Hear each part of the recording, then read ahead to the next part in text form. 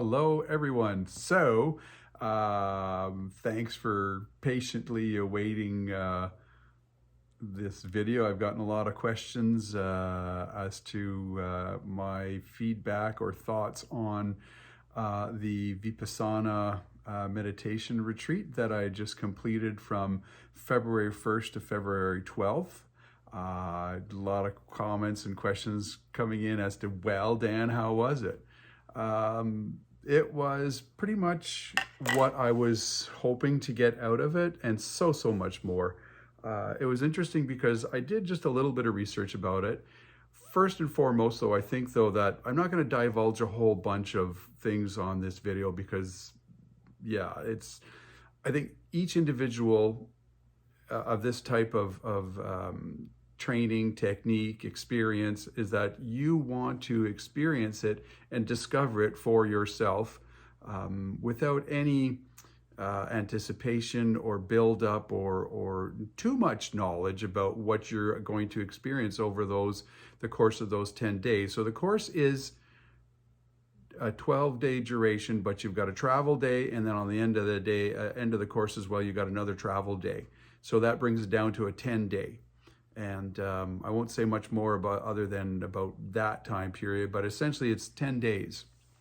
The Vipassana Center that are all around the world, you can do lots of research on this. Essentially, it's the historical background is from Buddha in northern India and Burma. You have teachers that are assistant teachers under the direction of the now deceased S.N. Gonka, who was instrumental in spreading Vipassana meditation techniques and centers around the world from 1969 to today. Unfortunately, he passed away in 2018. Very, very interesting fella. Look up the history to learn a little bit more about that. So I attended the Vipassana Surabhi Meditation Center in Merritt and British Columbia here. It's just between the lower mainland and the interior. So from us in the Okanagan here is about 2.5 hours, and it's just south of Merritt down the Highway 5. They're on a lovely 50-acre property. However, during the course, there are course boundaries, so you do have a walking area. Winter conditions, it makes it a little smaller, but just a beautiful, beautiful setting for a center of this nature. Typical camp style, retreat style settings. It's not super luxurious, but it is clean, it is comfortable. The rooms are small, twin bed per room. There were private rooms while I was there. And yeah, it was very, very comfortable and very, very suitable for the technique and practices that you're going to undertake for the 10 days that you're there. I'd recommend it to anybody. What's interesting about this is non-secular. It is for all walks of life. It is for all demographics. It is for all cultures, all religions, all humans, all beings. And as a vegan, there's a lot that spoke to me with respect to my ideologies and values. So that was encouraging once I started learning more and more. You do hear a lot of, everybody says, oh, you're going to a silent retreat, or I completed that silent retreat in Merritt. When everybody refers to the silent or the silence, essentially it's noble silence is undertaken from the start of the course till the end of the course. And there's several good reasons. Initially, you might wonder why that is, but when you consider that without anybody communicating with one another, you are within yourself. You are not making any comparisons to others as to what their experience is as it unfolds. And you know what?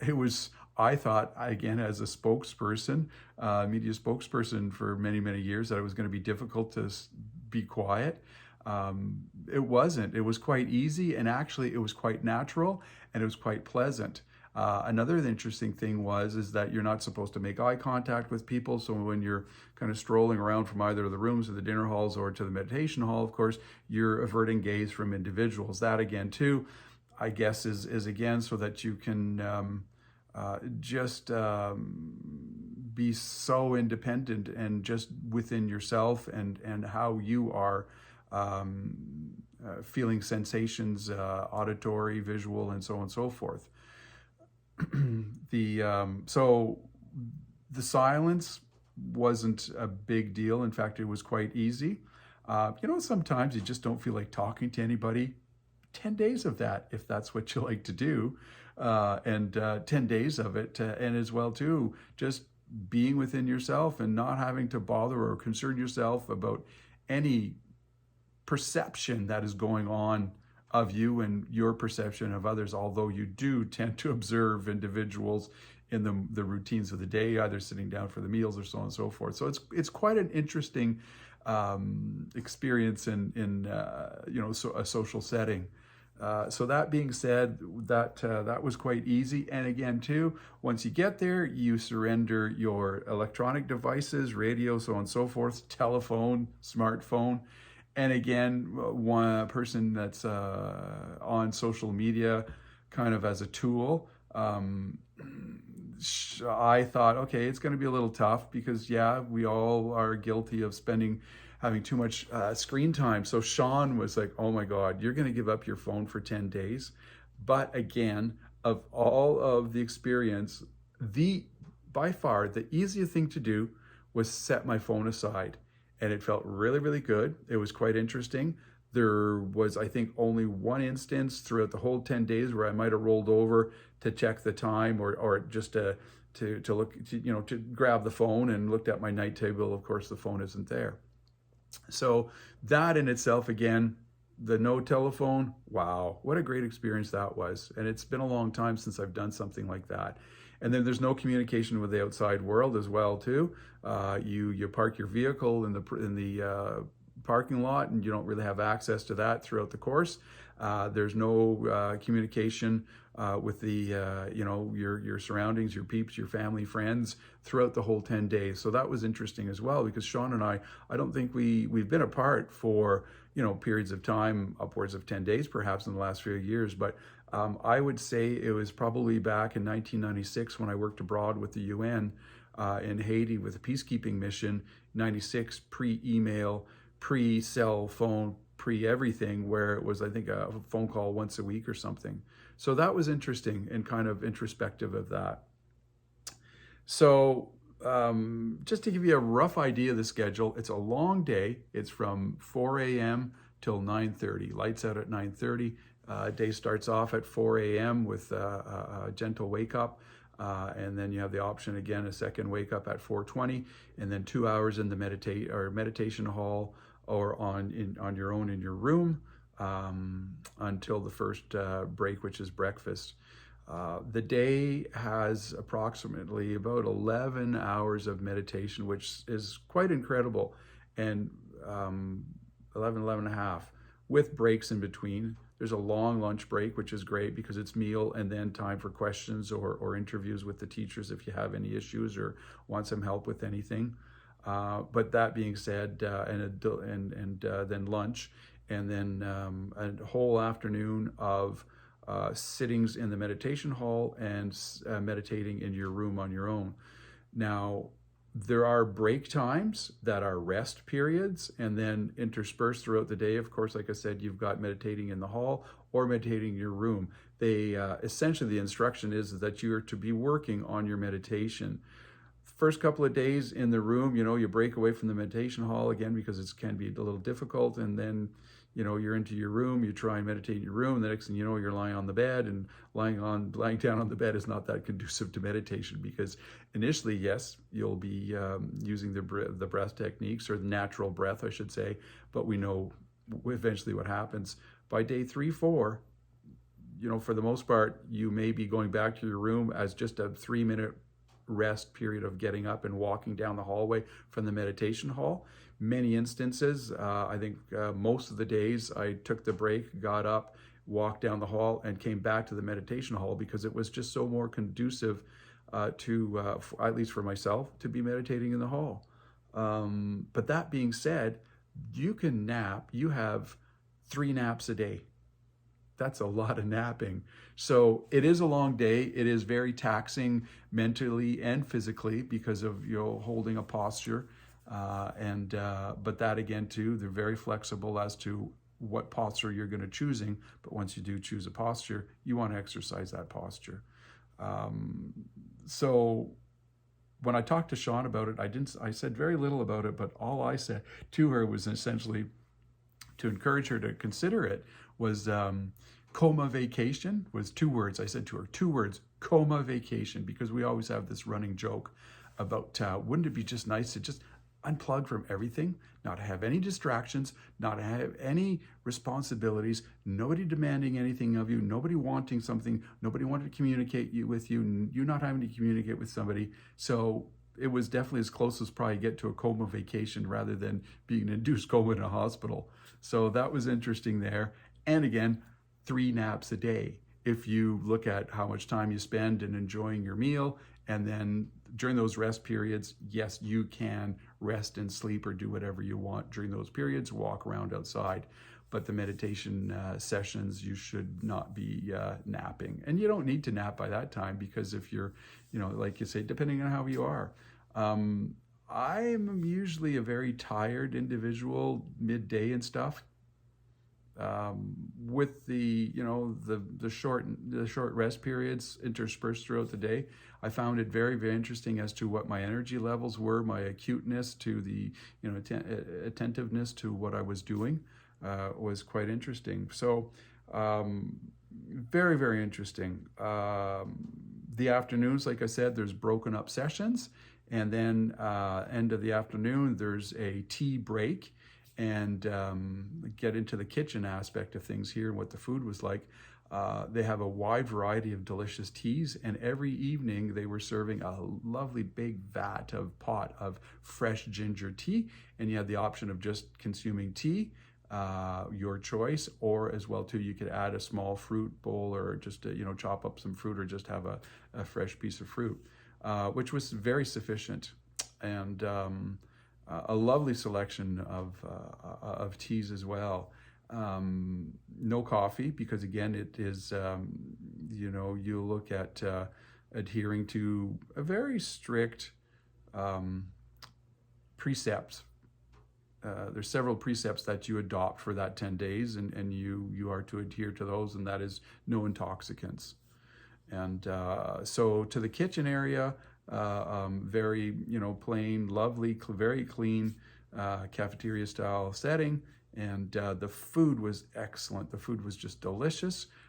It is a whole food plant-based diet with on the side there was options of either plant-based milks and some dairy products. And I'm not going to get into that. Don't let that dissuade you if you hear, oh, they serve dairy, because it's a whole other thing. But know that the food is whole food plant-based. I would say 99 there was a high percentage of it was even oil-free, which I really, really enjoyed. The food's plentiful, but that being said, considering you're going to meditate all day, you do have to curb your appetite. And as we know, pull away from the table before you're full. That adage works very, very well at the Vipassana sessions. Every day was a different meal. They have a 10-day menu that was delicious, wholesome, some variety of ethnic-based food. So I can't say enough about the food. The food was delicious and very satisfactory and just fantastic. And then as an old student or person who's completed the training, you get access to the recipes and menu from the 10-day session, which I found really, really incredible. The evenings were a very, very interesting sessions where it was a couple of meditation sessions, but every night you would have a discourse class or a discourse lecture by videotape with S.N. Gunka, the master teacher, the main teacher of Vipassana. And they were part to further explain the techniques, to explain a little bit what you would be, doing or asked to do the next day with respect to the stages of the technique, as well as I found it very insightful in the sense that, and I think this is pretty general because of the fact that so many students have gone by, we will all feel things differently, but we will all feel something. And that's the whole point of it as well too, is just feeling sensation not reacting to sensation, but you'll feel sensations. And that can be run the gamut of doubting why you're there or if it's for you or so on and so forth. All I can say to that is that every evening when we got into the discourses, it was incredible how on point the discourses were as to how I was feeling that day. Good or, positive or negative, or depressed or happy, or so on and so forth. So I felt it was very, very reassuring and very encouraging, and kind of having somebody pat you on the shoulder every evening, say, yeah, that's what happened today. This is what you might have felt or what you thought, but today's done, and then tomorrow is another day, and let's carry on.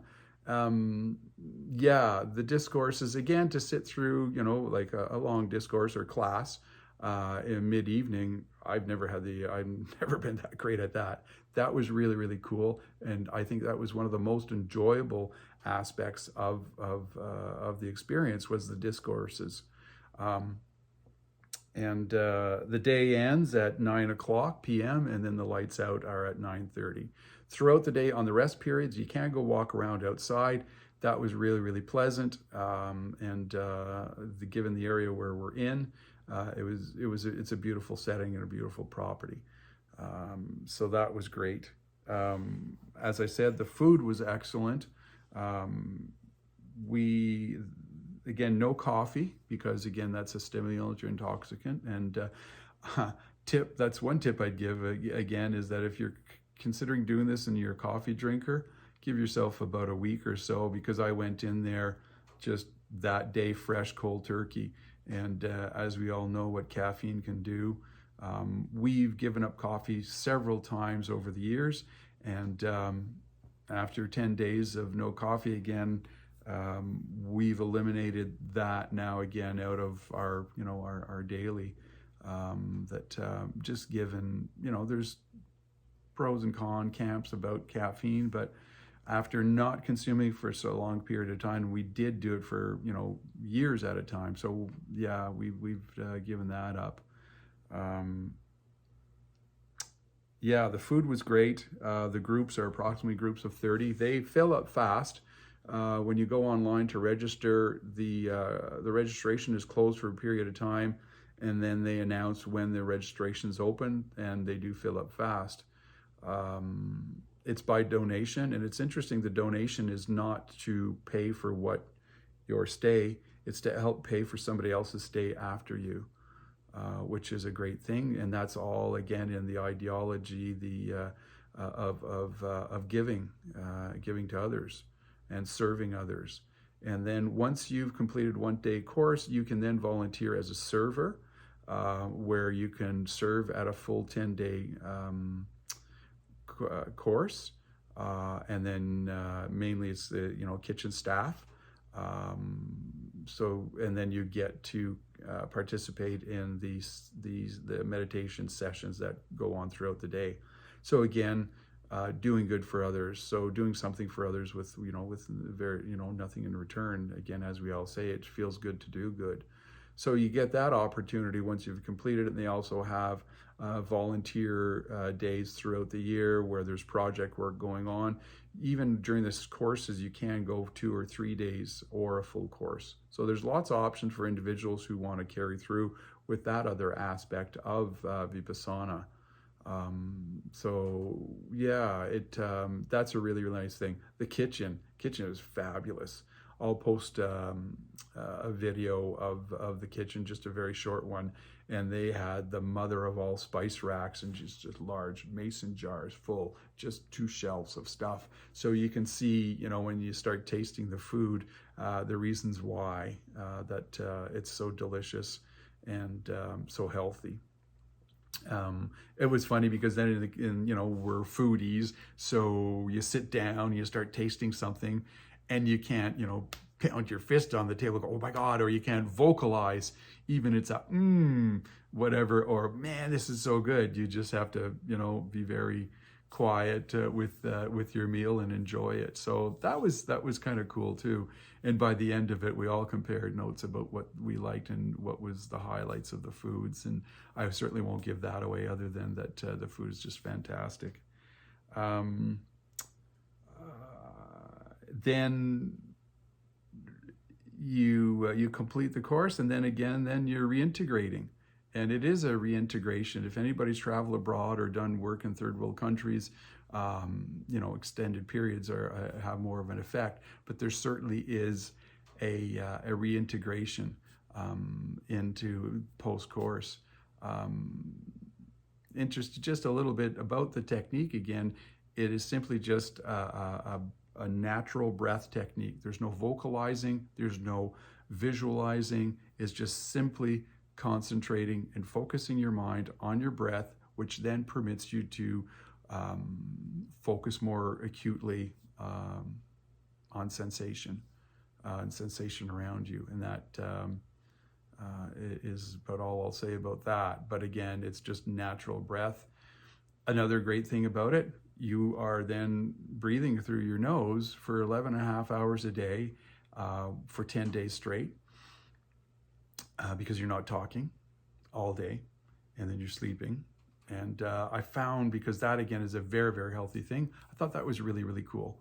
And certainly that spilled over into coming home. The first few nights, Sean couldn't hear me breathe beside her in bed, and she was like, your breath is so subtle, it's so quiet, I had to reach out to feel you.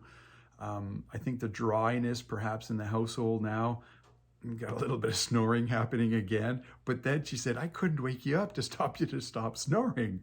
So that was interesting there. It's certainly there's certainly some physiological changes that take place that are very positive. There are no drawbacks to this. It was interesting. So they recommend a morning and evening meditation session, 1 hour. So I've incorporated it so far into my day-to-day routine, where I'm up, I do an hour of meditation, I then start up with the day, and then an hour before bed, I'm meditating, and then back into bed. And it's really, really nice. Meditation, of course, as anybody who's done it, to any degree knows that to do it with determination and seriously, that there is a little bit of pain and discomfort involved. But again, the matter is not to focus on good or bad sensations, just to be aware and to observe those sensations. I'm not a flexible guy. The first couple of days were excruciatingly painful, but they also, you're not there to torture yourself. You can move around and so on and just improve. And I found that some flexibility was gained. The posture that I was taking, I can't sit lotus, but I was in a kneeling posture. And I was amazed as to now, I think it's kind of like a movement exercise without movement, but and then a little bit of stretching after the sessions. It was just fantastic. So wrap that up. I'd really, really recommend it to anybody. For vegans, I think it's an excellent way to look at self-care and this world that bombards us and challenges us to react to challenging and difficult situations. Yes, at times we have to take action, and then other times we can observe what's going on around us without reacting in the way we are what's so entrenched in our thought pattern. So look into it as much as you want to get the historical background or the background on it. There's lots of great books to read on Vipassana. S.N. Goenka, Goinka, is the teacher and the inceptor of it worldwide.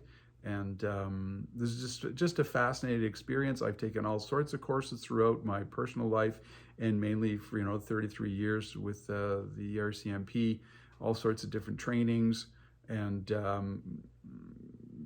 survival mode or whatever, all sorts of different things, relaxations, exercise.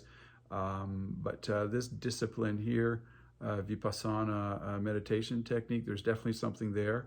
I found as well too that I was hopeful and do know that with respect to anybody from suffering from any mental anxieties or issues such as post-traumatic stress disorder, yeah, very, very helpful for that. And I'm very I'm very optimistic that that is going to help my situation out greatly for that. And then again, as a couple, how you interact with your better half, your partner, your friends, your family around you, certainly. They're busy, they're booked all the time. It's well known throughout the world. You can take courses everywhere. We're very fortunate here. We've got one in Duncan on the island, Ascend Vipassana Center on the island, and we've got one here in the interior, and there's also one in northern Alberta. So that, in closing, it was just fantastic. It was challenging. I enjoyed the challenge, but I thoroughly enjoyed the results, and because this is a long path that one endeavors, that I really, really look forward to continuing to incorporate it into my life. The art of living, and the art of living well and happily. So that's it, folks.